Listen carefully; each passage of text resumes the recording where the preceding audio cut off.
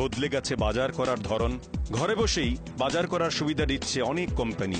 অবশ্য কিছু কোম্পানি আপনার জন্য ফাঁদও তৈরি করে রেখেছে। এবার শুনুন সেই ফাঁদের গল্প। এটা একটা আন্তর্জাতিক অনলাইন বাজার। ঘরে বসেই বিশ্বের যে কোনো দেশ থেকে আপনি আপনার পছন্দসই কেনাকাটা করে ফেলতে পারবেন। অনলাইনের এই ঘরে ক্রেতার নামের প্রথম অংশ টাইপ করতে হবে, নামের দ্বিতীয় অংশ টাইপ করতে হবে এই ঘরে, পরের ঘরে লিখতে হবে ক্রেতার কোম্পানির নাম। এইভাবে ক্রেতার ইমেইল নাম্বার, দেশের নাম, ঠিকানা, শহরের নাম, শহরের কোড নাম্বার, মোবাইল নাম্বার লিখতে হবে। এরপর একটি পাতা খুলবে। এখানে ক্রেতার ব্যাংক হিসাব নাম্বার, পিন নাম্বার ও পাসওয়ার্ড সহ ব্যাংকের সব তথ্য দিতে হবে।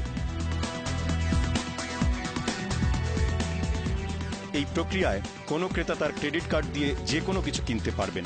এ তো গেল ঘরে বসে কেনাকাটার সহজ উপায়। এবার দেখুন কত সহজে একজন ক্রেতা নিজের পায়ে নিজেই কুড়াল মারে। এই বাজারে প্রবেশের সময় একজন ক্রেতা তার সব তথ্য দিয়ে দিয়েছেন। এখন যদি কোনো হ্যাকার এই অনলাইন বাজারের ওয়েবসাইট হ্যাক করে, তাহলে কি হতে পারে? অনেক কিছুই হতে পারে। এই অনলাইনে যতজন ব্যক্তি কেনাকাটা করেছেন সবার তথ্য এখন ওই হ্যাকারের কাছে চলে যাবে। তখন হ্যাকাররা যে কোনো ক্রেডিট কার্ড দিয়ে কেনাকাটাও করতে পারবে। ক্রেতা দেখবে তার অ্যাকাউন্ট ফাঁকা।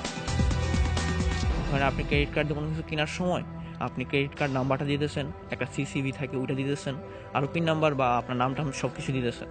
তো ওইটা দেওয়ার পর আপনি টাইপ করছেন আপনার কিবোর্ড দিয়ে। তো এই সব ইনফরমেশন তো হ্যাকার পেয়ে যাচ্ছে। তো হ্যাকারও আপনার ক্রেডিট কার্ডটা দিয়ে সে কোনো পেপাল বা অন্য কিছুতে ট্রান্সফার করে নিতে পারবে টাকা। তো আপনার ক্রেডিট কার্ডের ব্যালেন্স একদম শূন্য করে দিতে পারবে সে।